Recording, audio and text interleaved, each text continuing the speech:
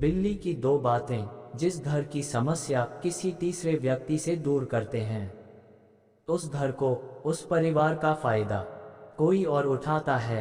ध्यान से सुन लो, आपका परिवार, आपका घर बिखरने से बच सकता है। नमस्कार दोस्तों, आप सभी का स्वागत है हमारे YouTube चैनल जीवन ज्ञान दर्पण में। दोस्तों, आज की कहानी ऐसी है जो हर घर में और आपके आसपास होती रहती हैं। ध्यान से सुने और वीडियो को पूरा देखें। अगर चैनल को सब्सक्राइब नहीं किए तो कर लीजिए, हम आपके लिए बहुत मेहनत करते हैं। सब्सक्राइब करने का किसी तरह का कोई पैसे नहीं लगते, तो चैनल को सब्सक्राइब कर लीजिए, एक लाइक भी कर दे। एक वन में एक पेड़ की खोह में एक चकोर रहता था। उसी पेड़ के आसपास कई पेड़ और थे जिन पर फल व बीज उगते थे। उन फलों और बीजों से पेट भरकर चकोर मस्त पड़ा रहता। इसी प्रकार कई वर्ष बीत गए। एक दिन उठते उठते एक और चकोर सांस लेने के लिए उस पेड़ की टहनी पर बैठा। दोनों में बातें हुई। दूसरे चकोर को ये जानकर आश्चर्य हुआ कि वह केवल पेड़ों के फल व बीज चुगकर जीवन गुजार रहा था। दूसरे ने उसे बताया, भाई, दुनिया में खाने के लिए केवल फल और बीज ही नहीं होते, और भी कई स्वादिष्ट चीजें हैं, उन्हें भी खाना चाहिए।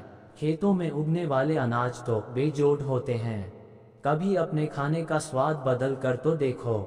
दूसरे चकोर के उड़ने के बाद वह चकोर सोच में पड़ गया। उसने फैसला किया कि कल ही वह दूर नजर आने वाले खेतों की ओर जाएगा और उस अनाज नाम की चीज का स्वाद चख कर देखेगा। दूसरे दिन चकोर उठकर एक खेत के पास उतरा। खेत में धान की फसल उगी थी। चकोर ने कोंपलें खाए, उसे वह अति स्वादिष्ट लगी। उस दिन के भोजन में उसे इतना आनंद आया कि खाकर तप्त होकर वहीं आंखें मूंद कर सो गया। इसके बाद भी वह वहीं पड़ा रहा, रोज खाता पीता और सो जाता। 6-7 दिन बाद उसे सुध आई कि घर लौटना चाहिए। इस बीच एक खरगोश घर की तलाश में घूम रहा था। उस इलाके में जमीन के नीचे पानी भरने के कारण उसका बिल नष्ट हो गया था। वह उसी चकोर वाले पेड़ के पास आया और उसे खाली पाकर उसने उस पर अधिकार जमा लिया और वहां रहने लगा। जब चकोर वापस लौटा तो उसने पाया कि उसके घर पर तो किसी और का कब्जा हो गया है। चकोर क्रोधित होकर बोला, ए भाई, तू कौन है और मेरे घर में क्या कर रहा है? खरगोश ने दांत दिखाकर कहा, मैं इस घर का मालिक हूँ, मैं 7 दिन से यहाँ रह रहा हूँ, ये घर मेरा है। चकोर गुस्से से फट पड़ा, 7 दिन? भाई, मैं इस खोह में कई वर्षों से रह रहा हूँ, किसी भी आसपास के पंछी या चौपाई से पूछ ले।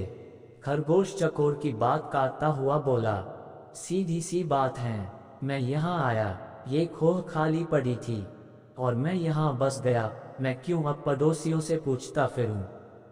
चकोर गुस्से में बोला, वाह, कोई घर खाली मिले तो इसका यह मतलब हुआ कि उसमें कोई नहीं रहता। मैं आखिरी बार कह रहा हूँ, शराफत से मेरा घर खाली कर दे वना। खरगोश ने भी उसे ललकारा, वना तू क्या कर लेगा? ये घर मेरा है, तुझे जो करना है कर ले। चकोर सहम गया। वह मदद और न्याय की फरियाद लेकर पड़ोसी जानवरों के पास गया। सबने दिखावे की हूँ की, परंतु ठोस रूप से कोई सहायता करने सामने नहीं आया। एक बूढ़े पड़ोसी ने कहा, ज्यादा झगड़ा बढ़ाना ठीक नहीं होगा, तुम दोनों आपस में कोई समझौता कर लो। पर समझौते की कोई सूरत नजर नहीं आ रही थी, क्योंकि खरगोश किसी शर्त पर खोह छोड़ने को तैयार नहीं था। अंत में लोमड़ी ने उन्हें सलाह दी, तुम दोनों किसी ज्ञानी ध्यानी को पंच बनाकर अपने झगड़े का फैसला उससे करवाओ। दोनों को ये सुझाव पसंद आया। अब दोनों पंच की तलाश में इधर उधर घूमने लगे। इसी प्रकार घूमते घूमते वे दोनों एक दिन गंगा किनारे आ निकले। वहां उन्हें जब तप में मग्न एक बिल्ली नजर आई।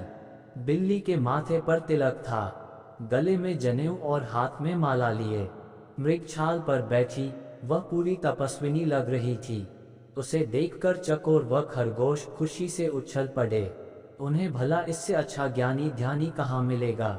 खरगोश ने कहा, चकोर जी, क्यों न हम इससे अपने झगड़े का फैसला करवाएं। चकोर पर भी बिल्ली का अच्छा प्रभाव पड़ा था, पर वह जरा घबराया हुआ था। चकोर बोला, मुझे कोई आपत्ति नहीं है, पर हमें जरा सावधान रहना चाहिए।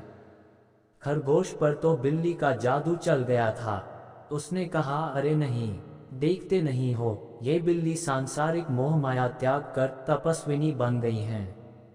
सच्चाई तो ये थी कि बिल्ली उन जैसे मूर्ख जीवों को फांसने के लिए ही भक्ति का नाटक कर रही थी। फिर चकोर और खरगोश पर और प्रभाव डालने के लिए वह जोर जोर से मंत्र पढ़ने लगी। खरगोश और चकोर उसके निकट आकर हाथ जोड़कर जयकारा लगाया। जय माता दी, माता को प्रणाम। बिल्ली ने मुस्कुराते हुए धीरे से अपनी आंखें खोली और आशीर्वाद दिया। आयुष्मान भव। तुम दोनों के चेहरों पर चिंता की लकीरें हैं। क्या कष्ट है तुम्हें बच्चों?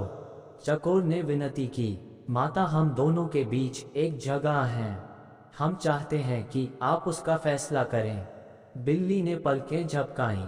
हरे राम, तुम्हें झगड़ना नहीं चाहिए, प्रेम और शांति से रहो, उसने उपदेश दिया और बोली।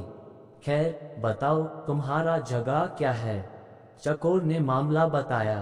खरगोश ने अपनी बात कहने के लिए मुंह खोला ही था कि बिल्ली ने पंजा उठाकर रोका और बोली, बच्चों, मैं काफी बुरी हूँ, ठीक से सुनाई नहीं देता, आंखें भी कमजोर हैं, इसलिए तुम दोनों मेरे निकट आकर मेरे कान में जोर से अपनी अपनी बात कहो, ताकि मैं झगड़े का कारण जान सकूं और तुम दोनों को न्याय दे सकूं। जय सिया राम। वे दोनों भगत इन बिल्ली के बिल्कुल निकट आ गए ताकि उसके कानों में अपनी अपनी बात कह सकें। बिल्ली को इसी अवसर की तलाश थी। उसने म्याऊं की आवाज लगाई और एक ही झपटे में खरगोश और चकोर का काम तमाम कर दिया। फिर वह आराम से उन्हें खाने लगी। पास खड़े जानवर सब देख रहे थे। एक ने बोला, ए कैसा न्याय है? तब बिल्ली ने उन्हें दो बातें बताई।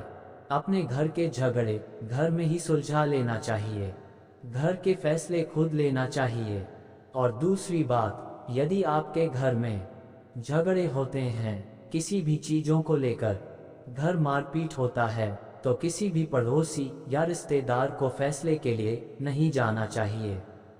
दो के झगड़े में तीसरे का ही फायदा होता है, इसलिए झगड़ों से दूर रहो।